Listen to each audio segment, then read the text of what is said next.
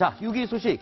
김정은, 트럼프 대통령도 고개를 절레절레 저었다고 합니다. 이 내용 이야기를 나눠보도록 하겠습니다. 이유정 기자. 예. 자, 미국 대통령, 트럼프 대통령이 자, 북한 김정은을 미쳤다, 정신 나갔다 이렇게 평가했다면서요? 예, 최근에 CNN이 최측근을 인터뷰를 했습니다. 그랬더니 트럼프의 속내가 드러났는데요. 트럼프는 이렇게 얘기했습니다. 북한과 북핵을 미국의 직접적인 최고 위협으로 여기고 있다. 또 김정은이 미쳤을지도 모른다. 이런 믿음을 생각하고 있다. 이렇게 발표했습니다. 또 이런 얘기도 했습니다. 이렇게 김정은이 여러 가지 행태를 하는 것을 보니 미친 것이 아니면 명석하거나 매우 전략이 뛰어난 것이다. 이런 답변을 했습니다. 이런 행태들, 도대체 어떤 행태들을 얘기하고 있는 건가요, 지금? 최근 탄도미사일을 북한에서 많이 발사를 했고요. 또 하나 보면 이번에 김정남 피살 사건 같은 것들도 저지르고 있습니다. 그렇다 보니 트럼프가 이렇게 김정은에 대한 생각들을 구체적으로 거론하고 있고요. 최근에 보면요. 최근에 보면 신시내티에서 지역 신문 기자들하고 간담회를 가졌습니다. 이 자리에서도 비슷한 얘기를 했습니다. 북한은 세계 위협이다. 북한은 세계 문제다. 북한은 곧 처리돼야 한다. 이렇게 강한 어조로 기자들에게 말했습니다. 북한은 처리돼야 될 존재다. 사실 이 집권 초기에 트럼프 대통령 이 북한의 김정은과 햄버거를 좀 같이 먹으면서 얘기를 해봐야겠다 이런 얘기도 했었는데 지금 입장이 완전히 바뀐 건가요? 네, 입장이 많이 바뀌었죠. 네. 그러니까 대통령 된 이후에 CIA로부터 일반인들이 접근할 수 없는 김정은에 대한 아주 부정적인 정보를 많이 입수했을 겁니다. 네. 그러니까 감청 정보라든가 네. 휴민트를 통해서 김정은이가 얼만큼 정상적인 사람이 아닌 그런 비정상적인 행동을 하고 또 술을 먹으면서 얼마나 이렇게 거의 우리 알코올 중독과 비슷한 행동을 하는 것들을 아마 정보를 입수했을 거라고 봅니다. 돌발적인 행동이나 그러니까 감정적인 행동이죠. 그러니까 그걸 주사라 그래야 되나요? 아니면 최고 독재자이기 때문에 네. 이 사람이 하는 말은 술이 취하든 안 취하든 밑에 부하들은 이행을 해야 되는데 술이 취했을 때 한 지시하고 맨정신에 돌아왔을 때 지시하고 전혀 다른 일이 막 벌어지고 하니까 네. 이 미친놈 아닌가 생각할 수도 있습니다. 아하, 그렇군요. 제가 좀 정리를 해드릴게요. 네.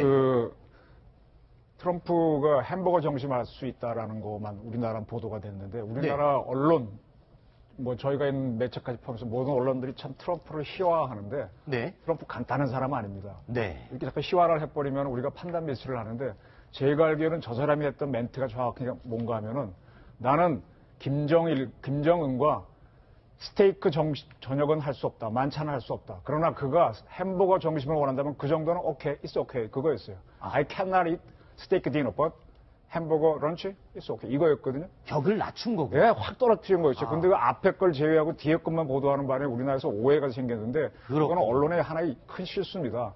이제 원래 판단은 저것이었고요. 그리고 오늘자 월스트리트 저널에 뭐가 나왔는가 하면 네. White House explores 옵션 한 다음에 including military use 이렇게 했습니다. 네. 북한에 대한 정책을 새롭게 탐구하는데 군사력 사용을 포함한 거를 포함시켜서 연구하기 시작했다 얘기인데 지금 여기에서 지금 트럼프가 얘기한 것 중에서 자기 자신의 의문점은 김정은이 미쳤는지 영리한 건지 전략적인지 궁금하다 이거지 않습니까? 네, 네. 이게 지금 뭔가 하면 지금 김정은이 하는 건 예측하지 못하도록 탁탁 도발을 해서 허가 찔리는 거잖아요. 네. VX 카드를 어떻게 지금 사용합니까? 그다음에 과거 자기 아버지는 어떻게 평시에 공격 무기인 잠수함으로 우리나라 배를 공격합니까? 이런 게 저게 미친 건지 전략적인 건지 영리한 건지 모르겠다는 거니까 지금 저 사람의 머릿속은 지금 이제 폴 이글 훈련하고 이제 캐 리저브 연습이 들어가는데 군사적 대응까지 지금 대비하고 들어간다고 보셔야 됩니다. 그렇군요. 자, 미친 건지 영리한 건지 전략적인 건지 알 수 없는 이 김정은.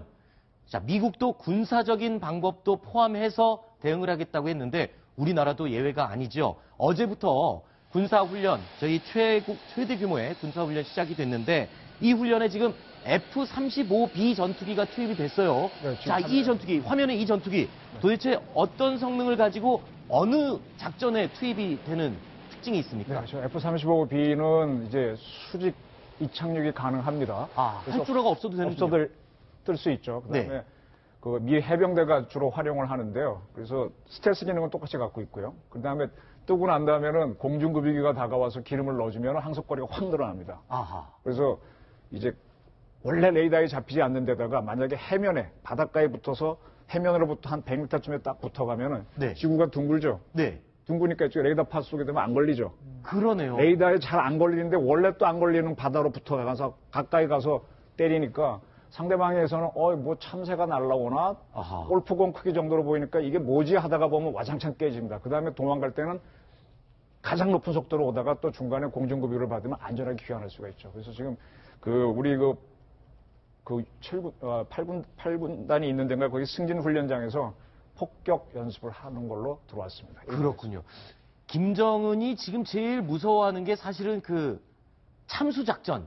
여기에 굉장히 발끈발끈하지 않습니까? 그럼 이 F-35B 전투기가 그 참수작전에 투입되는 전투기다 이렇게 이해하면 되나요? 저는 그거는 못할 거라고 봅니다. 왜냐하면 그래요? 김정은이가 이제 저것도 영리하잖아요. 네. 트럼프가 영리한 건지 전략적인 건지 미친 건지 모르겠다. 결국 영리하다는 얘기잖아요. 네네. 그럼 딱 우리가 이런 작전 들어가면 철봉각에 숨을 겁니다. 아하. 철봉각은 땅에서부터 지하 200m입니다. 거기를 잡으려면은 관통탄이라고 하는 모압인가요? 그걸 때려야 되는데 그건 워낙 커서 F-35B에는 탑재하지 못하고요. 전략 폭격기를 투입해야 될 겁니다. 네. 그러니까 미국이 F-35A도 아니고 네. F-35C도 아니고 B를 전지 배치한 것을 우리가 의미를 봐야 됩니다. A와 C와 B가 뭐 어떻게 돼요? A는 우리 한국처럼 이렇게 공군을 할투에서 쓰는 거고 네. C는 항공모함용입니다. 아하. B는 해병대가 쓰는 거거든요. 아. 문제는 해병대입니다. 해병대. 해병대가 결국은 저거를 전진 배치시켜놓고 해병대가 북한에 상륙할 수 있다는 걸 자꾸 보여주는 겁니다. 아. 그러니까 남포나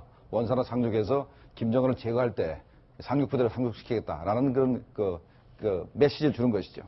얘기를 들어보니까 한마디로 요약하면 선제 타격할 수 있다라는 것을 보여주는 그런 의미가 있군요. 원래 우리 작전 계획에서 인민군이 내려오면 우리가 좀 뒤로 물려서 막습니다. 네. 딱 저지가 되고 나면은 우리도 권투하다 딱 막으면 어떡합니까? 후크를 치죠. 그렇죠. 옆구리 쳐서 과드 내려오게 하는데 스트레이트 막에서 KO 시키죠. 네. 이 후크를 치는 게 뭐예요? 그게 해병대입니다. 그게 아하. 평양으로 갈지 어디로 갈지 모르는데 그때 네. 들어가는 부대가 미 해병대하고 우리 한국군 해병대 1사단인데 그때 먼저 폭격을 들어가는 비행기 부대가 바로 F-35B가 될 겁니다. 알겠습니다. 자, 우리 한미 독수리 훈련, 군사 훈련을 하게 되면 북한이 가만히 있을 리가 없죠. 입장을 내놨습니다. 아주 섬뜩한 말들을 쏟아놨는데요. 미제와 남조선 괴뢰들이 우리 면전에서 핵전쟁 연습을 강행한 이상 이미 선포한 대로 초강경 대응 조치로 맞서 나갈 것이다. 이렇게 얘기하면서요. 또 이런 얘기를 했습니다. 핵 무력을 중추로 하는 자위적 국방력과 선제 공격 능력을 계속 강화해 나갈 것이라는 우리의 입장은 결코 빈말이 아니다.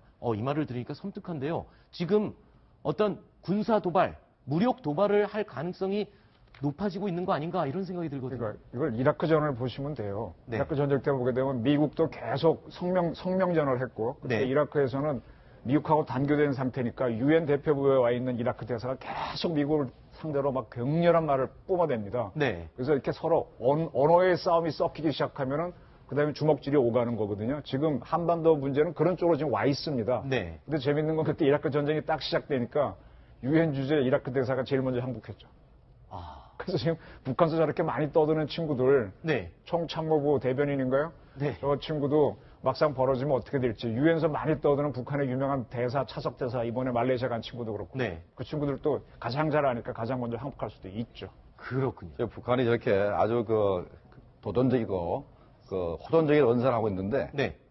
저 말 앞에 하나 전적권에 붙었습니다.